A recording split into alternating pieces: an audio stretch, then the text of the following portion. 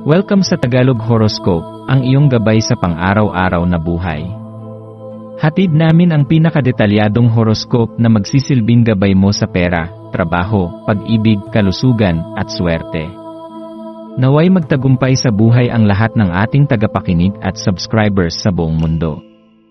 Maraming salamat sa pag-subscribe at tanggapin ang siksik, liglig, at umaapaw na biyayang hatid ng Tagalog Horoscope. Ito ang iyong pang-araw-araw na horoscope para sa Aquarius, para sa Marso 20, 2025. Ang araw na ito ay pinupuno ng masiglang enerhiya ng Spring Equinox, isang mahalagang panahon na nagdadala ng bagong simula at pagkakataon upang yakapin ang mga pagbabago sa iyong buhay. Habang dumadaloy ang araw na ito, maaari mong mapansin na mas ninanais mong mapag-isa kaysa karaniwan. Ang pagnanais mong lumayo pansamantala sa ingay ng mundo ay hindi nangangahulugan ng paglayo mula sa iba, kundi isang tanda na may mahalagang mensahe na nais iparating sa iyo ang iyong kalooban. Sa mga sandali ng pag-iisa, may tila sumisibol na ideya o inspirasyon na naghihintay lamang na mabigyang pansin.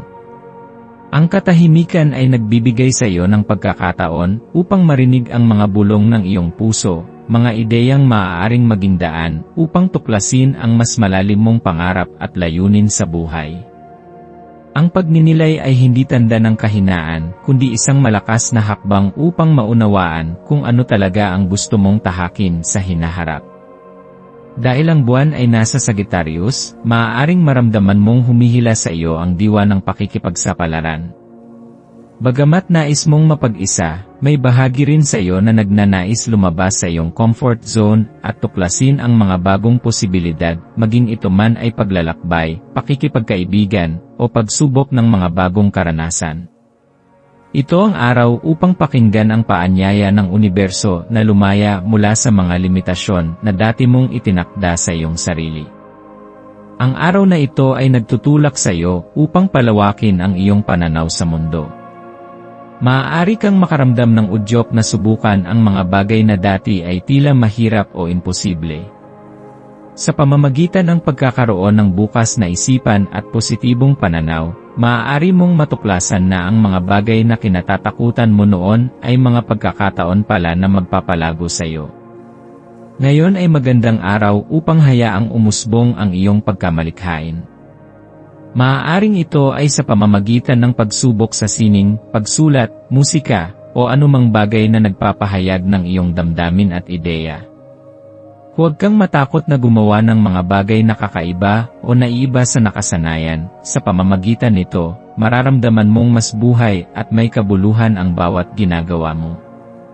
Ang pagpapahayag ng iyong pagkamalikhain ay hindi kailangang maging perpekto. Sa halip, hayaang dumaloy ito ng natural, na parang tubig sa ilog, malaya, may sariling ritmo, at umaayon sa daloy ng buhay.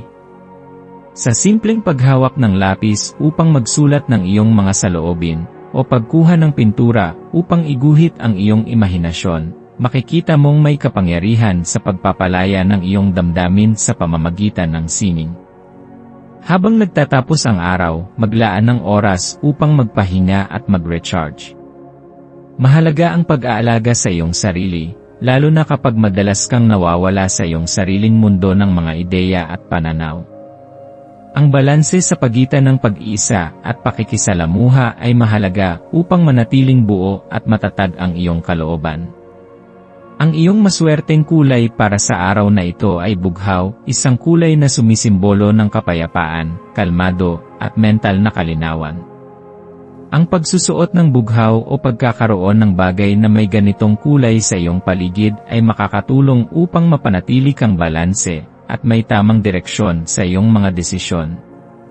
Ang iyong maswerteng numero ay 3, 8, at 20. Ang 3 ay sumisimbolo ng pagkamalikhain at kasiyahan, ang 8 ay kumakatawan sa balanse at kasaganaan, habang ang 20 ay nagdadala ng mensahe ng bagong simula at tagumpay sa mga plano mong isakatuparan.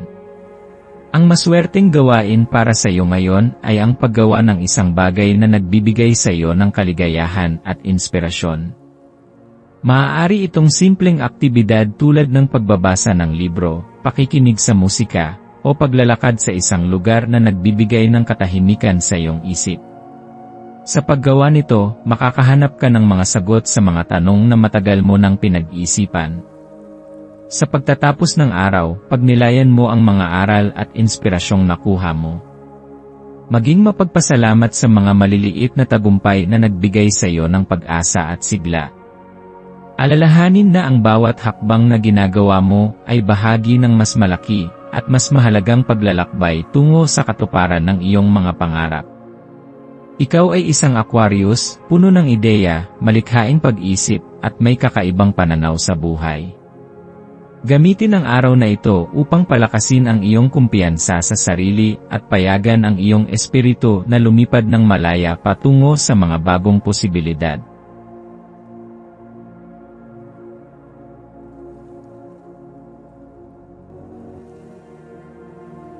Tayo ay magkaroon ng kaunting sandali upang ipagdasal ang lahat ng mga dalangin ng ating mga subscribers, na sana'y matamo nila ang kanilang mga pinapangarap sa buhay, magandang trabaho, mabuting kalusugan, payapa at masayang pamumuhay, at siksik, liglig, at umaapaw na biyaya at kayamanan. Ipinagdarasal namin ng mataimtim ang lahat ng mga komento sa nakaraang video, at hinihiling namin, Panginoon, na pagpalain mo ang ating mga subscribers ng masayang buhay sa mundong ibabaw. Maraming salamat po. Maaari kayong mag-subscribe sa aming channel na Daily Prayer, kung saan nag-a-upload kami ng pang-araw-araw na Catholic Gospel Readings, Reflections, at Daily Rosary Reading para sa lahat ng misteryo ng araw. Tulungan ninyo kaming buuin ang community na ito at mag-subscribe na.